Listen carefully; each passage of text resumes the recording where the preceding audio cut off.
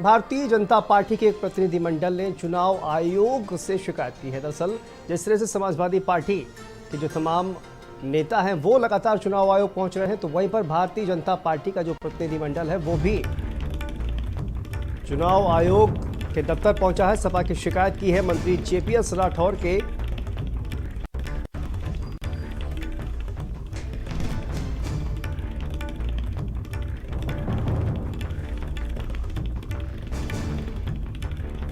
और देखिए सपा का डेलीगेशन फिर से पहुंचा है। निर्वाचन अधिकारी से मुलाकात की है। मनोज पांडे के नेतृत्व में रविदास मल्होत्रा, राजेंद्र चौधरी, महबूब अली, तमाम जो नेता है वो उपचुनाव में धांधली की शिकायत करने के लिए लगभग 30 विधायकों का ये जो डेलीगेशन है वो पहुंचा हुआ है। चुनाव आयोग और मुख्य निर्वाचन अधिकारी से मुलाकात की है। मनोज पांडे के नेतृत्व में चुनाव आयोग पहुंचा है सपा का डेलीगेशन लगभग 30 विधायकों के साथ उपचुनाव में धांधली की शिकायत करने के लिए निर्वाचन आयोग पहुंचे हुए हैं समाजवादी पार्टी के तमाम नेता।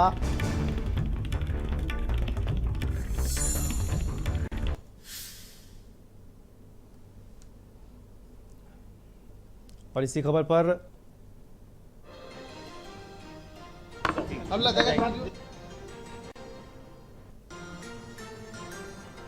देखिए मतदान को लेकर काफी लोग उत्साहित नजर आ रहे हैं, लेकिन वहीं पर समाजवादी पार्टी जो है वो लगातार शिकायत कर रही है। निर्वाचन अधिकारी से मुलाकात करने के लिए पहुंचे सपा 30 विधायक। मनोज पांडे के नेतृत्व में यह सपा का डेलीगेशन निर्वाचन आयोग पहुंचा। मुख्य निर्वाचन अधिकारी से मुलाकात की।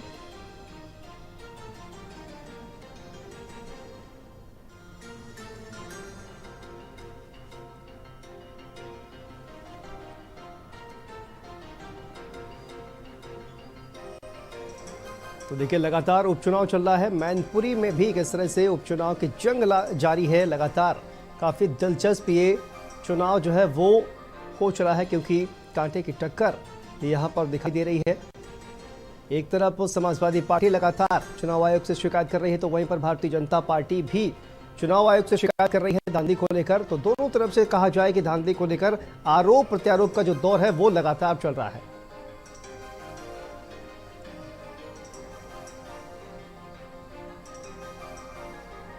तो मैनपुरी लोकसभा सीट पर उपचुनाव की जंग लगातार जारी है। आज मतदान की जो प्रक्रिया है वो चल रही है, तो वहीं पर रामपुर और खतौली में भी मतदान की जो प्रक्रिया है वो लगातार चल रही है।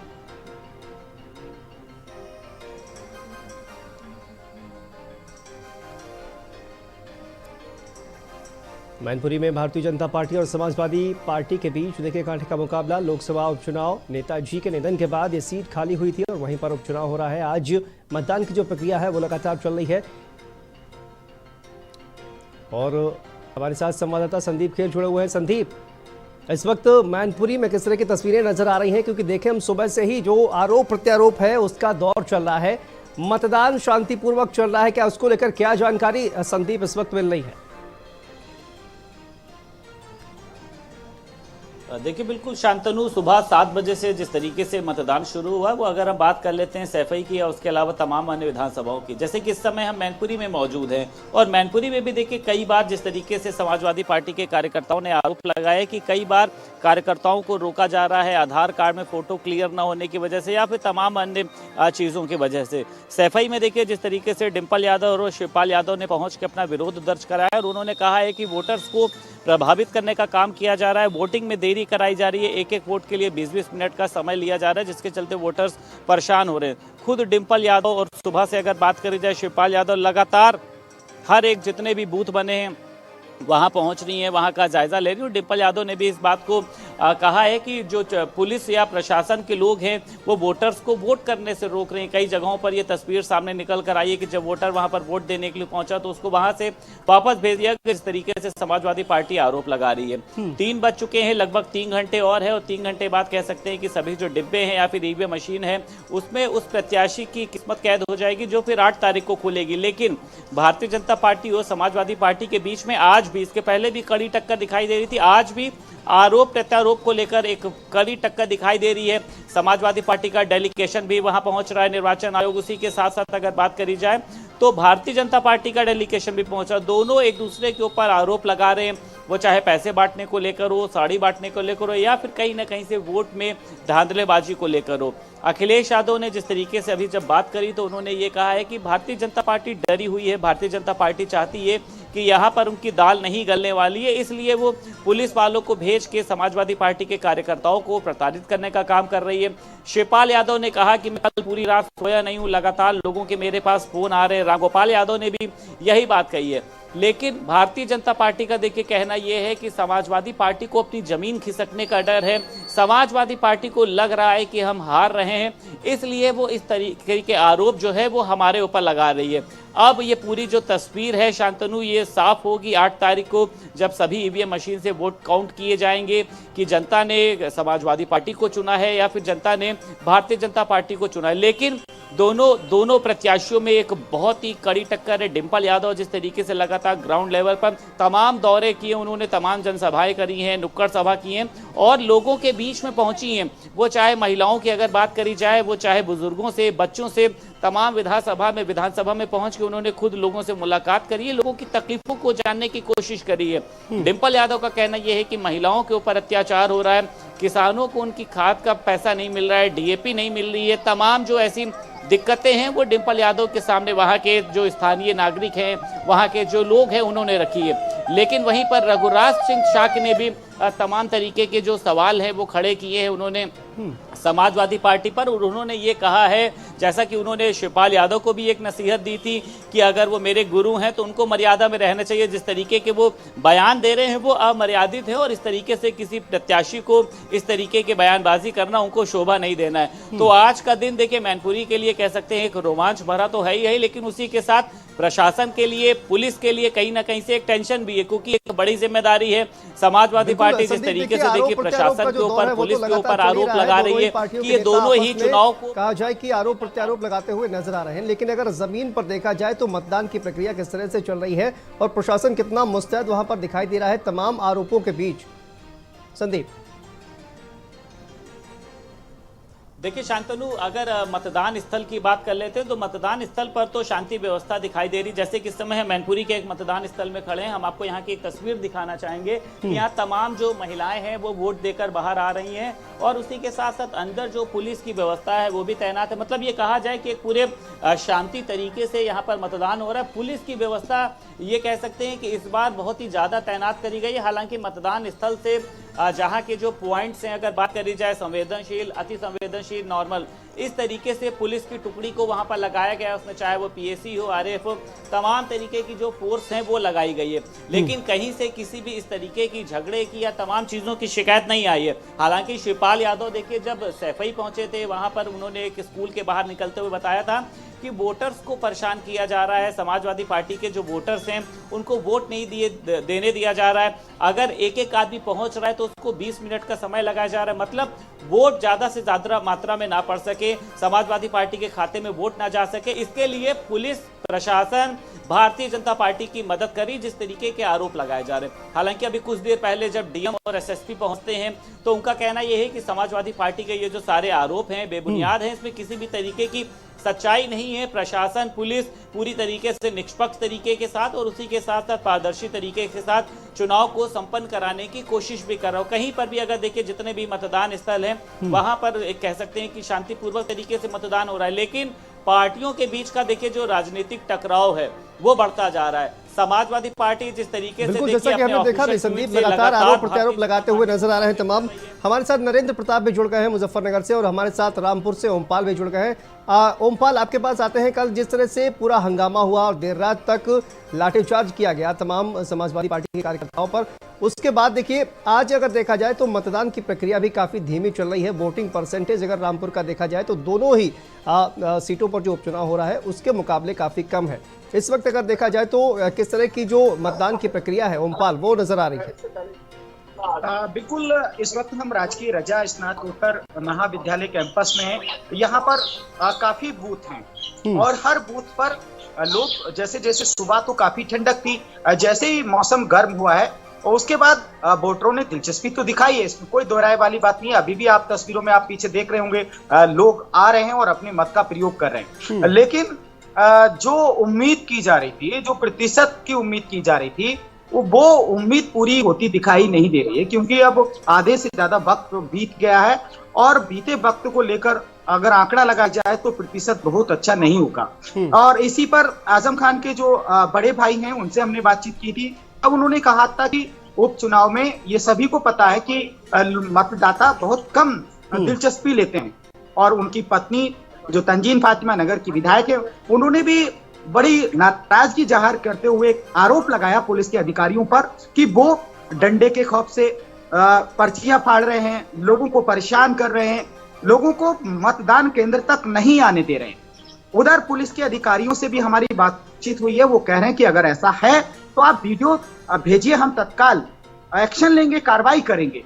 तो कई चीजों को उन्होंने खुद गंभीरता से लिया भी। अभी रामपुर के पुलिस अधीक्षक अशोक कुमार शुक्ला जी से मेरी बातचीत हुई, उन्होंने कहा है कि बहुत सारी शिकायतों को मैंने खुद भी देखा है, लिया है, और जहां कार्रवाई होने की जरूरत है हम कर रहे हैं। शिकायतकर्ता कम से कम शिकायत करें, वीडियो भेजें। और भारत समाचार भी अपील करता है कि आपके साथ या किसी के साथ भी कुछ हो रहा है तो कम से कम, आज सोशल मीडिया आपका हथियार है, सोशल मीडिया के माध्यम से तमाम सारी चीजें आएंगी, देश और दुनिया को पता चलेगा, और अधिकारियों को भी लगेगा कि हम कार्रवाई क्यों नहीं कर रहे हैं। सबकी मानसिकता और तमाम सारी चीजें, जो चीजें कही जाती हैं लेकिन वीडियो से कोई भी चीज रहती नहीं है, वो दुनिया के सामने आती है और वो बेनकाब करती है कि हकीकत क्या है और होना क्या चाहिए था। ठीक है लेकिन ओमपाल, अब वापस जो आते हैं चीजें आपके हो रही पास। हैं, नरेंद्र प्रताप हमारे साथ जुड़े हुए हैं। नरेंद्र, इस वक्त किस तरह की तस्वीरें खतौली से नजर आ रही हैं? क्योंकि अगर देखा जाए तो खतौली में भी जो मतदान है वो मैनपुरी का अगर देखा जाए तो वहां पर टक्कर लेता हुआ नजर आ रहा है। 30% से ज्यादा मतदान प्रक्रिया वहां पर 1 बजे की अगर बात की जाए तो वो आंकड़े सामने आए थे। इस वक्त वहां पर किस तरह की तस्वीरें नरेंद्र नजर आ रही हैं?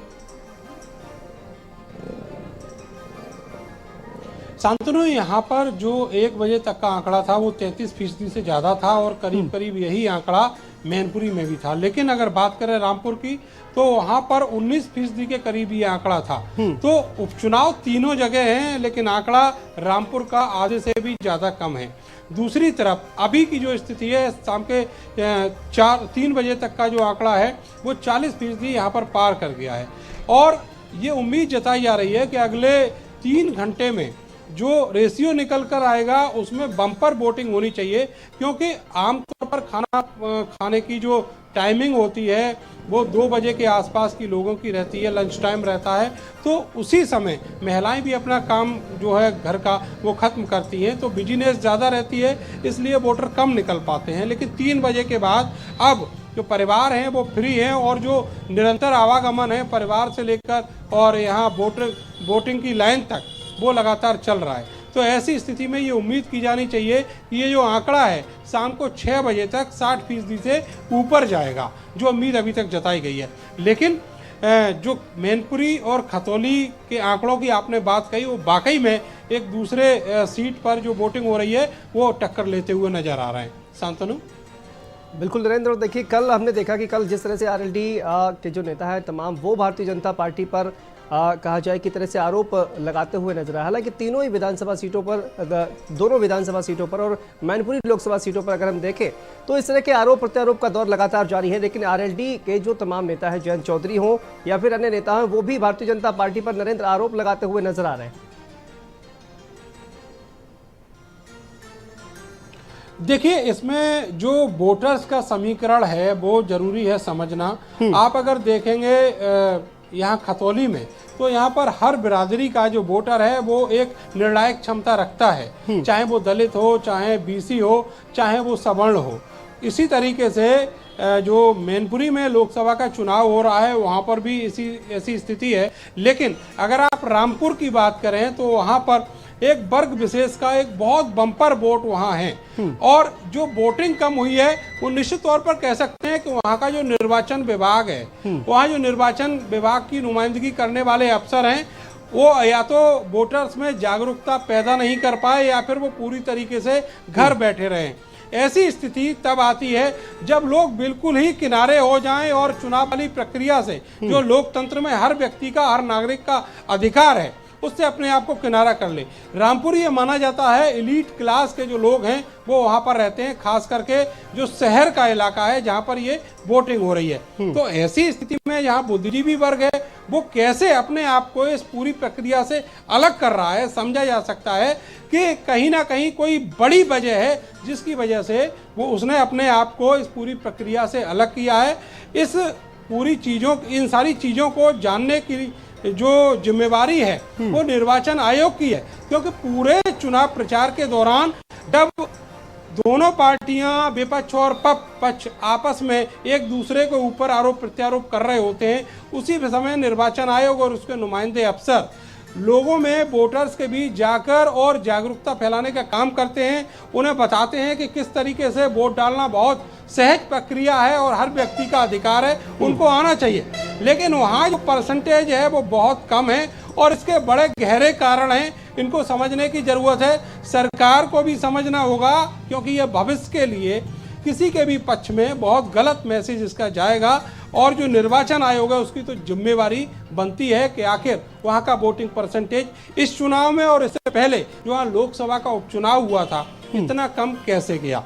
बिल्कुल नरेंद्र। ओमपाल देखिए हमारे पास जुड़े हुए हैं। ओमपाल, आपके पास आते हैं। कल हमने देखा कि जिस तरह से आसिम राजा जो है वो धरने पर बैठे हुए थे और उसके बाद उनको समझाने का प्रयास किया गया, अर्धसैनिक बलों को लगाने की वो लगातार मांग कर रहे थे ओमपाल, लेकिन उसके बाद पुलिस ने जिस तरह से कार्रवाई की, उनको बलपूर्वक वहां से हटाया गया और हमने तस्वीरें देखी कि तमाम जो समाजवादी पार्टी के कार्यकर्ता हैं उन पर लाठीचार्ज किया गया। क्या आज जो परसेंटेज, वोटिंग परसेंटेज जो हमें कम दिखाई दे रहा है, क्या कल ये जो घटना हुई है इसका कुछ असर वहां पर दिखाई दे रहा है? क्या लोग इसी वजह से घर से वोट के लिए नहीं निकल रहे हैं ओमपाल? वैसे भी नवाबों का शहर माना जाता है, सुबह सुबह तो बहुत लोग कम निकलते हैं, लेकिन अब तो काफी समय बीत गया, अब तो लोगों को घरों से निकलना चाहिए। लेकिन बहुत सारे हिम्मत वाले लोग हैं जो आ रहे हैं। लेकिन हम खुद कह रहे हैं, अगर किसी को परेशान किया जा रहा है, किसी को पीटा जा रहा है, किसी पे डंडा मारा जा रहा है, तो कोई चीज निकलकर बाहर आए ताकि देश और दुनिया को हम भी बताएं। कल हुआ, कल पीटा गया, वो हमने दिखाया और हमने बताया और उसकी पूरी बात भी दिखाई कि हुआ क्या था। क्योंकि कुछ घंटे पहले वो आसिम राजा साहब एसपी साहब से मिलकर गए, तारीफ भी कर रहे थे उनकी कि बहुत अच्छा, हमें उम्मीद भी है। लेकिन 2 घंटे के बाद ही वो वहां पर अनशन करने बैठ गए। अनशन जब वो कर रहे थे तभी पुलिस अधीक्षक अचानक से आते हैं, उनसे पूछते हैं कि आपकी जो समस्या है आप हमको दे दीजिए, उस समस्या का मैं निदान करूंगा। लेकिन आसिम राजा साहब कहने लगे क्या पटवारी थानेदार को बुलाइए, भोट थानेदार को बुलाइए। ओमपाल, जब देखिए जब आप कह रहे हैं कि ओमपाल, जब आप कह रहे हैं कि वो पुलिस अधीक्षक से मिलकर जाते हैं, उनकी तारीफ करते हैं और जब मुलाकात होती है सब कुछ ठीक ठाक रहता है, तो उसके बाद अचानक से अनशन पर क्यों बैठ जाते हैं? क्या उनको समस्या हो गई? और जब ये पूछा गया कि आखिर अपनी समस्या बताइए, तो फिर समस्या आखिर क्यों नहीं बता पाया आसिम राजा? देखिए, हमको तो उन्होंने बताया था कि हमारे लोगों को परेशान किया जा रहा है, हमारे लोगों को उठाया जा रहा है और हमारे लोगों को बेवजह परेशान किया जा रहा है। लेकिन ये बात हो गई हमको बताने की। लेकिन अचानक पुलिस अधीक्षक को भी उन्होंने ये बात बताया था कि उनको यहाँ बुलाओ और अपने थानों की पुलिस हटा लो और जो पैरामिलिट्री फोर्स है उससे चुनाव करा लो। तो ये तो सुनकर वो खुद आश्चर्यचकित हो गए, बोले ऐसा तो हो नहीं सकता, जो आयोग की नीतियां हैं और उसी का हम पालन कराएंगे। और उन सब चीजों को लेकर वो वहां से चले गए। लेकिन थोड़ी देर के बाद संख्या बढ़ गई और जब बढ़ गई तो उन्हें हटाने की कोशिश की गई। इसी बीच में बीजेपी के बहुत सारे लोग और कुछ महिलाएं आ गई। वो आजम खान साहब के तमाम बयानों को लेकर नाराज हो गई, प्रदर्शन करने लगी, धरना करने लगी। अब पुलिस के सामने समस्या कि अब इन्हें कैसे हटाएं और इन्हें कैसे हटाएं। तब उन्होंने वहां पर लाठीचार्ज किया और भीड़ को खदेड़ा। आसिम राजा साहब को भी थाने ले गए और थाने में काफी देर तक उन्हें रखा और उसके बाद थाने से जब वो बाहर निकले आसिम राजा, तब हमारी उनसे बातचीत हुई और उन्होंने कहा कि लाठी डंडा खाएंगे और मतदान करने जाएंगे और कल वोट पड़ेगा, कल मतदान होगा। बड़ी हिम्मत और जोश से जो बात कही थी वो मतदानकर्ताओं में उतना जोश, उतना उत्साह नहीं दिखाई दे रहा है। बिल्कुल ओमपाल, तो देखिए जिस तरह से जोश के साथ ये बातें कही गई, लेकिन आज वोटिंग परसेंटेज देखकर इस तरह से नहीं लग रहा है कि जो वोटर हैं उनमें बहुत ज्यादा उत्साह जो है वो दिखाई दे रहा है। संदीप, आपके पास आते हैं। उपचुनाव हमने देखे, कई उपचुनाव, लेकिन जिस तरह से मैनपुरी का जो उपचुनाव है और खासकर नेताजी के निधन के बाद समाजवादी पार्टी ने जिस तरह से पूरे उत्साह के साथ, पूरी ताकत के साथ मैनपुरी में अपनी पूरी ताकत झोंक रखी है और अब तो शिवपाल सिंह यादव जो है वो भी अखिलेश यादव के साथ आ गए हैं, तो पूरा जो यादव परिवार है पूरी ताकत के साथ लगा हुआ है। और हमने देखा कि इस ऐतिहासिक एक तरह से नेताजी की दृष्टि से अगर देखा जाए तो ऐतिहासिक सीट पर मैनपुरी में समाजवादी पार्टी पूरी कोशिश कर रही है कि वो यहाँ पर ये जो चुनाव है वो जीते। लेकिन लेकिन इस तरह की एक जो आरोप लग रहे हैं, और आपने देखा कि बार बार समाजवादी पार्टी के जो नेता है वो चुनाव आयोग जाते हैं, भारतीय जनता पार्टी के भी जो नेता है वो भी चुनाव आयोग जाते हैं। चल क्या रहा है मैनपुरी में? संदीप, अगर आप वहां पर ग्राउंड जीरो पर हैं, क्या वास्तव में ऐसा है कि वहां पर गड़बड़ियां हो रही हैं? देखिए बिल्कुल शांतनु, जिस तरीके से समाजवादी पार्टी के वरिष्ठ नेता, जिस पर बात करें, जैसे शिवपाल सिंह यादव की, डिम्पल यादव की, तमाम लोगों ने आरोप लगाया, और जिस तरीके से सैफई के ये लोग जहां पर इनका मतदान स्थल बनाया गया वहां पहुंचे थे, और इन्होंने कहा है कि वोटिंग की जो रफ्तार है वो काफी धीरे। और देखिए, मैं वहां पर मौजूद था जब वोटर्स ने खुद इस बात को बोला, तो मुझे लगा कि शायद इस तरीके की कोई बात सामने आई है, लेकिन डीएम वहां पर पहुंचते हैं, कप्तान वहां पहुंचते हैं, इन्होंने पूरी बात को नजरअंदाज कर दिया। अब देखिए, जिस तरीके से समाजवादी पार्टी का एक लेटर अभी जारी हुआ है, और उसमें मुख्य निर्वाचन अधिकारी को इन्होंने तमाम अपनी शिकायतें लिखी हैं, जिसमें इन्होंने ये जिक्र किया है कि समाजवादी पार्टी के कार्यकर्ता, समर्थक, शुभचिंतकों को जिला प्रशासन और पुलिस प्रशासन ने मतदान करने से रोकने के लिए ईवीएम को खराब करके मतदान की गति को प्रभावित किया है, और उसी के साथ साथ आधार कार्ड और मतदाता पर्ची वाले मतदाताओं को भी रोका गया है। और इसके साथ देखिए, आपको बता दें कि जो करहल की विधानसभा है, मैनपुरी की सदर विधानसभा, करहल विधानसभा, भोगांव विधानसभा, इसके साथ साथ इसमें जो तमाम बूथ संख्या है, यानी 102, 110, 197, तमाम जगहों पर मतदाताओं को वोट नहीं डालने दिया जा रहा है, इस तरीके का जिक्र इन्होंने किया। और ये भी कहा है कि किसी भी बिना किसी कारण के समाजवादी पार्टी के बूथ एजेंट मंडेल पांडे को हिरासत में लिया है। तमाम उन्होंने इसमें बहुत बड़ी बड़ी समस्याएं लिखी हैं कि भाजपा के दबाव पर मुस्लिम मतदाताओं को मतदान से रोका जा रहा है, और उसी के साथ साथ भाजपा नेताओं के इशारे पर पुलिस जो है वो बेवजह समाजवादी पार्टी के कार्यकर्ताओं को गिरफ्तार करने का काम कर रही है, दौड़ा दौड़ा कर उनको पीटा जा रहा है, वोट नहीं डालने दिया जा रहा है, बूथ एजेंट को बाहर निकाल दिया गया, जबकि भारतीय जनता पार्टी का बूथ एजेंट अंदर था, लेकिन समाजवादी पार्टी के बूथ एजेंट को बाहर निकाल दिया गया। बूथ संख्या 163 की जो ईवीएम मशीन है वो कई घंटों से बंद है। तो तमाम बड़े आरोप, और देखिए, आरोप चाहे समाजवादी पार्टी लगाए चाहे भारतीय जनता पार्टी लगाए, लेकिन अगर कोई पार्टी किसी पर आरोप लगाती तो उसमें 100% नहीं तो मैं मानता हूं कि 10% तो सच्चाई होएगी, क्योंकि वहां पर जो लोग मौजूद हैं, इस बात को वो लोग कह रहे हैं कि तमाम मतदाता जो स्थल हैं वहां पर इस तरीके की दिक्कतें सामने आ रही। जब हम लोग वोट डालने पहुंचते हैं तो हमको वोट नहीं डालने दिया जाता है। तो समाजवादी पार्टी देखिए लगातार इस बात को उठा रही है, लगातार वो कह सकते हैं, चाहे वो निर्वाचन आयोग हो, चाहे वो भारत, तमाम लोगों को टैग करके ट्वीट कर रही है, तमाम माध्यम से उन तक पहुंचाने का प्रयास किया जा रहा है कि आखिर इस गड़बड़ी को रोका जाए। और इस तरीके का चुनाव जो है, शिवपाल सिंह यादव ने कहा है कि मैंने आज तक अपने जीवन में नहीं देखा कि जो चुनाव पुलिस और प्रशासन के लोग लड़ रहे, कह रहे हैं ये जनता तो चुनाव लड़ी नहीं रही है। रामपुर का जो चुनाव है वो साफ तौर पर पुलिस लड़ रही है, लोगों को घर से बाहर नहीं निकलने दिया जा रहा है, मतदान स्थल पर नहीं भेजा जा रहा है। तमाम जो बड़े आरोप हैं वो समाजवादी पार्टी ने भारतीय जनता पार्टी पर लगाओ। देखिए, ये कोई आज का दिन नहीं, इसके पहले भी कई बार इस तरीके की बातें सामने आई थी, जब समाजवादी पार्टी ने ये बात कही थी कि सपा के कार्यकर्ताओं की सिर्फ गाड़ियों को चेक किया जा रहा है, जबकि भारतीय जनता पार्टी की जो गाड़ियां हैं वो आराम से बेधड़क निकल रही हैं, और उनसे साड़ियां हैं, शराब हैं, पैसे बांटने का काम किया जा रहा है। हालांकि देखिए, आरोप को सिद्ध करना प्रशासन का काम है, पुलिस का काम है, क्योंकि अभी तक किसी भी गाड़ी से इस तरीके का कोई भी आपत्ति सामान जो है वो बरामद नहीं हुआ है, वो चाहे सपा की गाड़ी रही हो या फिर वो चाहे भारतीय जनता पार्टी की गाड़ी रही हो। आरोप प्रत्यारोप देखिए जरूर दोनों पार्टियों की तरफ से लगाए जा रहे हैं। अब से कुछ देर बाद कह सकते हैं कि जो ईवीएम मशीन है वो 6 बजे के लगभग कह सकते हैं कि वो बंद हो जाएगी। वहां पे जितने भी वोटर्स होंगे जिन्होंने अपना वोट डाला होगा वो सब उसमें कैद हो जाएंगे, और 8 तारीख को ये तय हो पाएगा कि जनता जनार्दन ने किसके सर पर जीत का ताज पहनाया हो। देखिए, बड़ा चुनाव है, इस तरीके के उपचुनाव देखिए कहा जाए तो उपचुनाव मात्र 1.5 साल का बहुत ज्यादा कार्यकाल भी नहीं है। अगर कोई भी, वो चाहे रघुराज शाह के हो, वो चाहे डिम्पल यादव हो, तो 1.5 साल का ही मात्र उनको कार्यकाल मिलेगा, क्योंकि 2024 में एक बार देखिए फिर से लोकसभा चुनाव होने। लेकिन देश की जो पूरी नजरें हैं, संदीप, देखा जाए तो देखिए भले ही इस चुनाव के बाद से सरकार बने, लेकिन संदेश जो है वो देने की कोशिश जो है वो की जा रही है। आप सभी से अपडेट लगातार लेते रहेंगे। यहाँ पर रुकते हैं छोटे से ब्रेक के लिए, फौरन हाजिर होते हैं।